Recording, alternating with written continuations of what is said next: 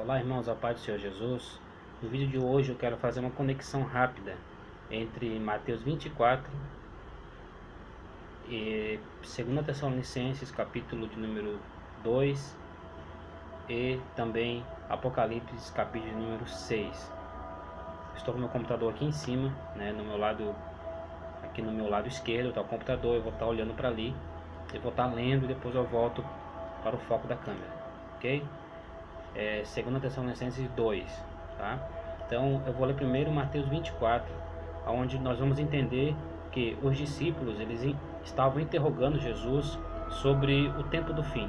Eles vieram até Jesus, mostraram a edificação do templo e logo depois eles perguntaram para o Senhor: Senhor, quando que será o fim do mundo? Quando que será que procederão todas essas coisas? Porque Jesus estava falando do seu reino, que o seu reino viria sobre a terra, seria estabelecido o seu reino sobre a terra. Os discípulos então perguntaram: Senhor, e quando que isso vai acontecer? Aí Jesus começou a explicar. Se os irmãos forem ler isso, Mateus 24, você vai entender que ele vai estar falando sobre peste, sobre fome, sobre rumores de guerra, sobre terremotos. Aí ele fala que isso ainda não é o fim. Depois ele fala que o amor de muitos esfriaria por se multiplicar a iniquidade. Ele fala que haveria pai contra filho, haveria nação contra nação, que muitos se odiariam, muitos vão se trair nos últimos dias. Aí ele fala que isso tudo são princípios das dores. Só que ele dá uma chave muito reveladora, onde ele diz que quando o evangelho do seu reino for anunciado a todas as nações em testemunho, então virá o fim. Então ele dá uma chave muito importante aqui, que só vai chegar ao final de todas as coisas quando o evangelho for pregado em todo o mundo.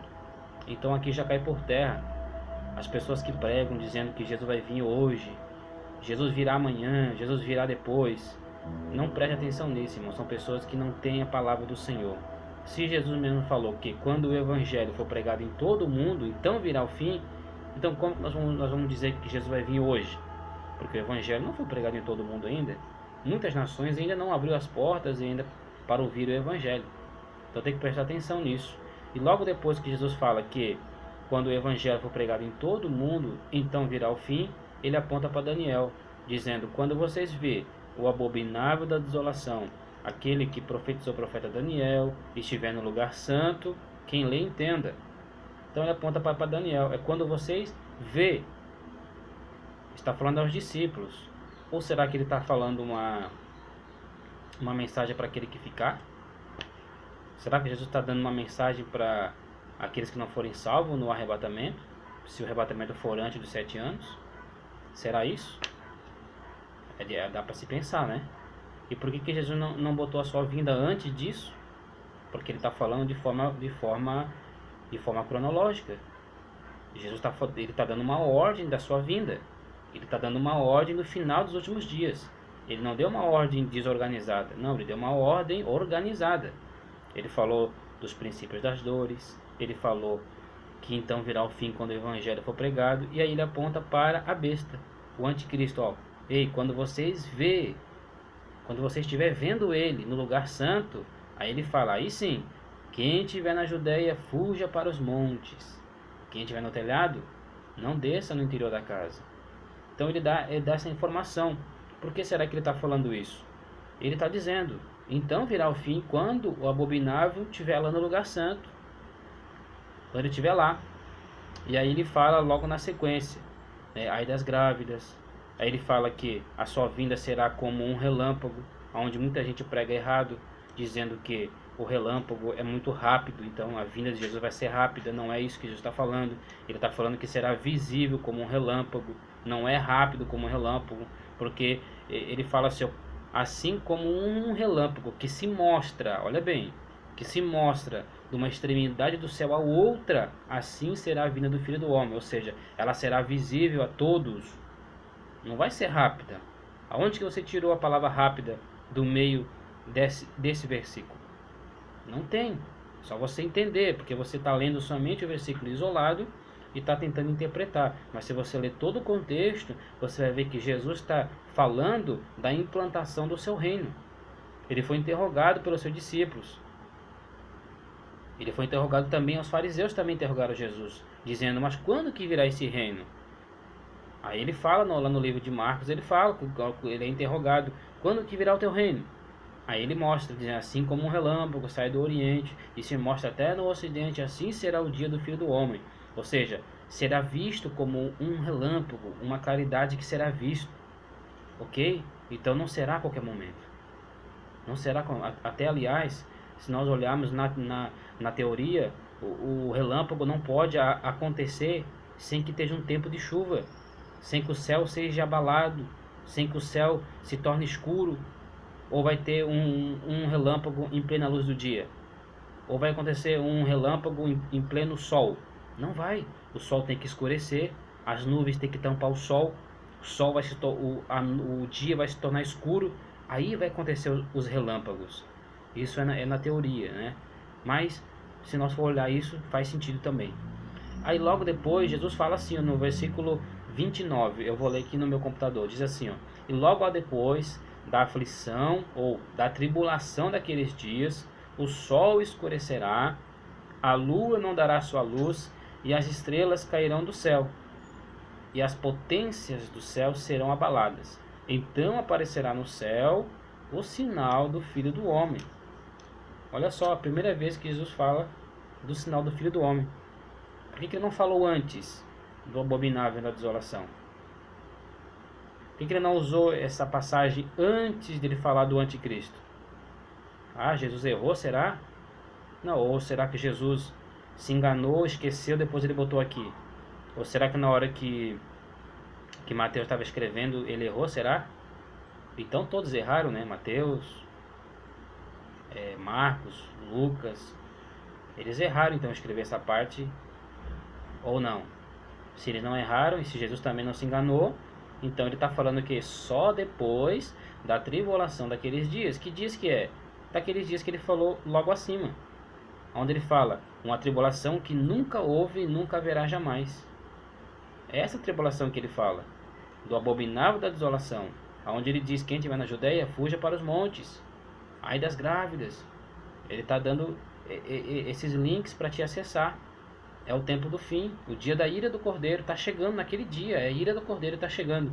Então ele fala logo depois da tribulação daqueles dias. Então o sol vai escurecer, a lua não dará sua luz, as estrelas do céu vão cair e os poderes do céu serão abalados. Então vai aparecer o sinal do Filho do Homem. É a primeira vez que ele fala da sua vinda, depois que ele descreve Mateus 24. Agora vamos lá para segundo aos Tessalonicenses, capítulo de número 2. Vamos ver o que Paulo entendia.